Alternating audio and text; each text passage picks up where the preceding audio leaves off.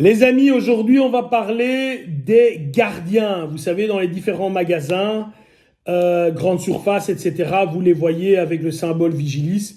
Euh, Ils sont là, ils sont censés assurer la sécurité, mais que peuvent-ils faire?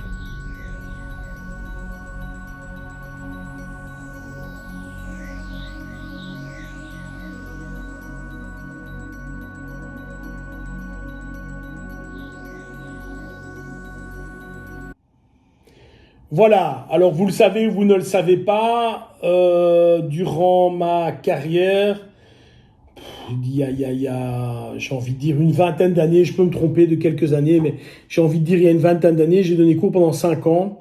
C'était une de mes activités que je faisais en parallèle. Je donnais cours à l'Infobo pour tous les gens qui devaient se régulariser et avoir la loi Tobac. Je donnais cours d'autodéfense pour ces gens-là. Euh, et donc, tous les gens qui travaillaient sans carte professionnelle devaient passer une carte. Et donc, moi, j'étais le professeur de l'autodéfense. C'était le cours dans le cursus de gardiennage, de bodyguarding qui avait le plus de points. Donc, si tu ratais chez moi, de facto, tu avais raté. Euh, Plusieurs choses. Qu'est-ce que ces gens peuvent faire? Grosso modo, rien. Grosso modo, rien. C'est-à-dire que si tu voles dans un magasin, ils peuvent t'empêcher de sortir, pas te restreindre, mais t'empêcher de sortir. Ils ne peuvent pas te fouiller, ils ne peuvent pas t'agripper, ils ne peuvent pas te frapper, bien sûr, etc., etc. Donc, le rôle du gardien est malheureusement assez restreint. À côté de cela, lorsque il y a une agression, le gardien se substitue directement à un citoyen, et là, il y a une notion d'assistance à personne en danger. Et là, effectivement, il peut intervenir. S'il faut, il peut donner le coup de poing, etc. Maintenant, la problématique est la suivante. Lorsque moi je donnais ces cours, je vous dis, il doit y avoir entre 15 et 20 ans. J'avais comme problématique ceci. Quand il y a vraiment un conflit et que tu dois intervenir, le mieux, le rêve, c'est le gardien arrive, il fait une clé de bras ou quelque chose de gentil, il maîtrise le gars se met au sol et tout se passe bien. Ça, c'est la théorie. Et d'ailleurs, j'ai arrêté de donner ces cours parce que moi, j'avais rempli tout un cursus, tout un syllabus, où j'expliquais à un moment que malheureusement, il fallait aller au bombardon parce que sinon, c'est pas possible. Et le ministère était revenu vers moi en me disant non, ça ne va pas. Il faut tout faire sans frappe. C'est maîtrise de la violence, mais sans frappe. J'aime autant vous dire directement, c'est impossible. Le gars qui vous dit oui, c'est possible, deux choses, c'est un incapable et un imbécile. Peut-être les deux en même temps, remarquez. Donc c'est pas possible. Moi j'ai des amis portiers qui m'expliquaient, on a dû maîtriser un gars. Le gars était un peu, il avait sniffé un peu. Ils étaient à 4 dessus, à le frapper. Impossible de le maîtriser. Et chaque fois que le gars ramassait un coup, le gars tombait, il se relevait.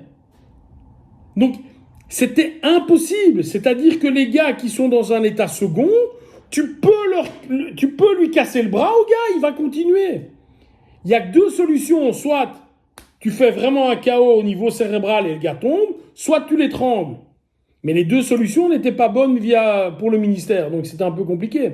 Donc ici, ce qu'il faut bien se rendre compte, c'est si jamais je dois maîtriser quelqu'un, il y a 2 cas de figure ou 3 cas de figure. Premier cas de figure, le meilleur, j'ai l'état de surprise avec moi, je l'ai surpris, nous sommes à 2 par exemple, il parlait à mon collègue, pendant qu'il parlait à mon collègue, boum, je lui mets une clé de bras, j'arrive à le mettre au sol, et là effectivement, je peux le maîtriser. On va dire ça comme ça, je pourrais le maîtriser. Premier cas de figure. Deuxième cas de figure,